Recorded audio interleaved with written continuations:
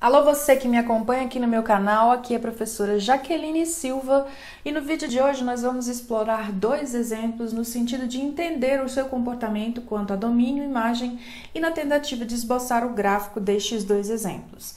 Se você gostou dessa ideia e se esse conteúdo vai te trazer algum valor, eu te convido então a clicar em gostei, deixe um joinha neste vídeo, se inscreva no canal se você ainda não estiver inscrito, pega o lápis e o caderno e vem comigo.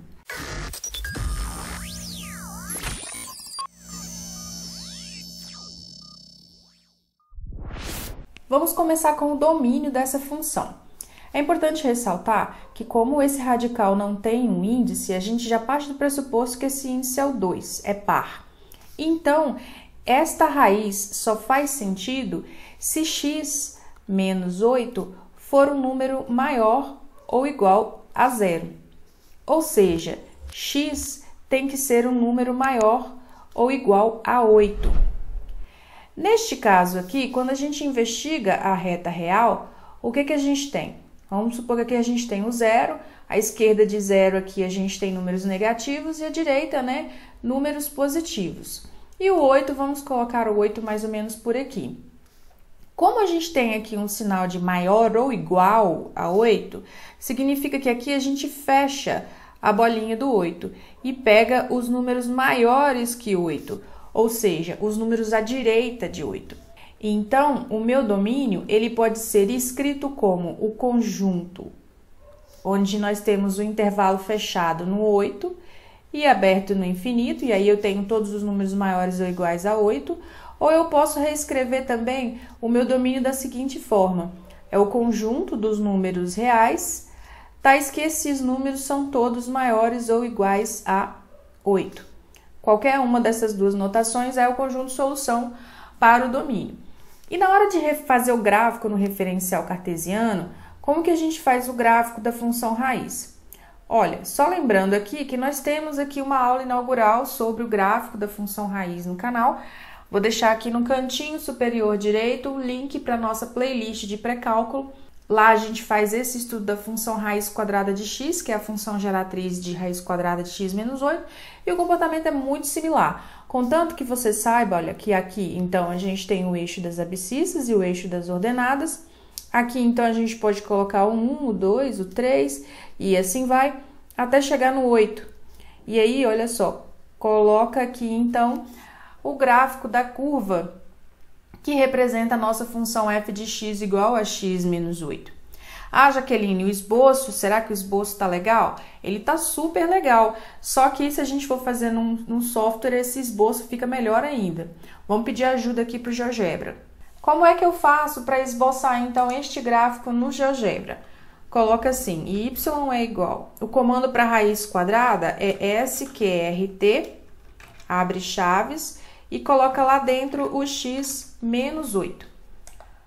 O GeoGebra já colocou aqui o nosso gráfico e vocês observam que tem o y, o x e aqui a curva em verde que representa a função raiz quadrada de x menos 8.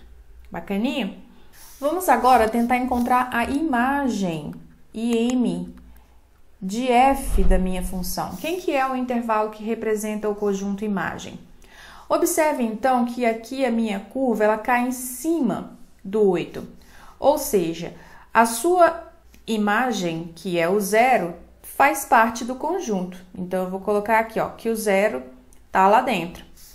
Todos os números aqui em cima, maiores que 0, também fazem parte do conjunto imagem. Ó, vou pegar esse cara aqui, vou colocar aqui, vou pegar esse cara aqui, vou colocar aqui, este cara aqui, colocar aqui. E aí, observem que conforme eu aumento x, a minha imagem vai aumentando, vai subindo. Então, aqui eu vou colocar o infinito. Vou abrir aqui e vou fechar aqui. Lembrando que 0 faz parte do conjunto imagem, porque o 0 é a imagem de x igual a 8. Vamos para o nosso próximo exemplo. Aqui nós temos a função g de x igual a 1 sobre 2x mais 4. Esta função, ela só faz sentido se este denominador aqui for diferente de 0, né? Porque a gente tem aqui uma fração. Então, eu tenho que buscar qual que é o número que vai fazer com que 2x mais 4 seja diferente de zero. Como que eu faço isso?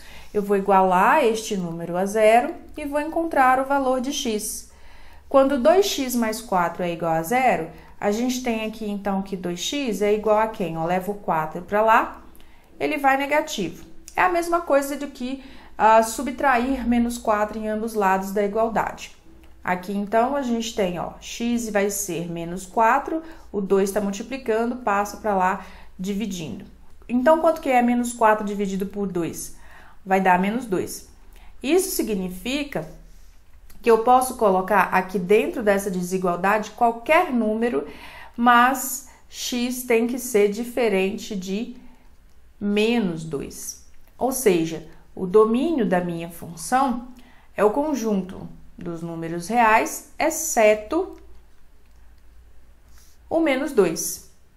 Ou, se você for tentar entender o comportamento deste conjunto na reta real, significa que, ó, vou colocar aqui o 0, vou colocar aqui à direita o 2, vou colocar aqui à esquerda o menos 2.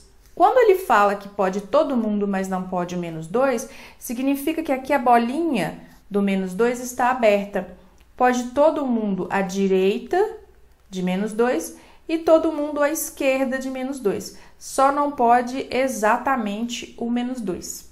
Como que ficaria o esboço desse gráfico no referencial cartesiano? Vou colocar aqui, né, os dois eixos, x e y. O menos 2, por ser negativo, está à esquerda do meu referencial. Então, vou colocar aqui o menos 2, porque esse aqui é o menos 1.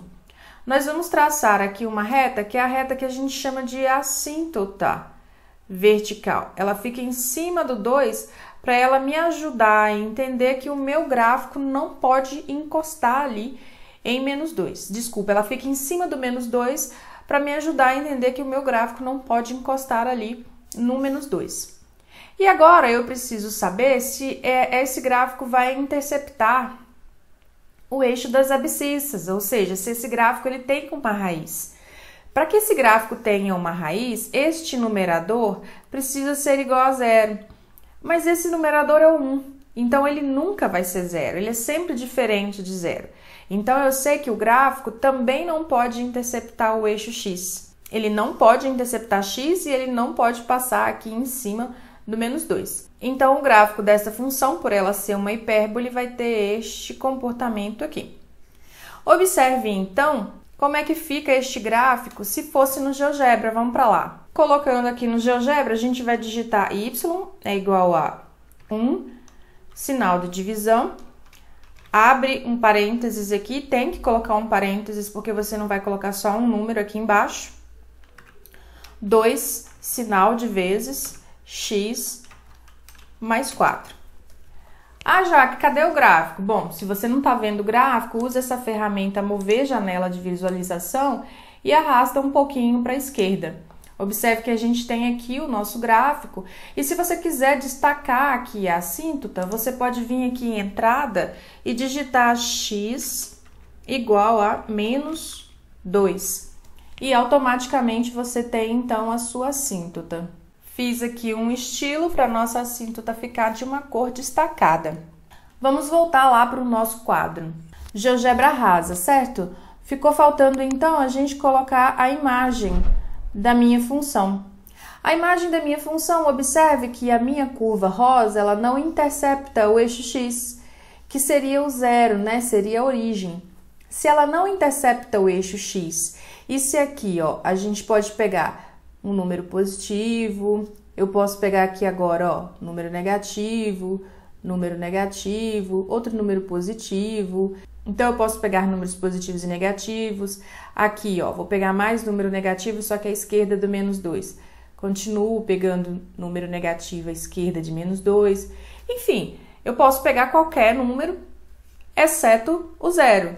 Então, aqui o meu conjunto imagem é R.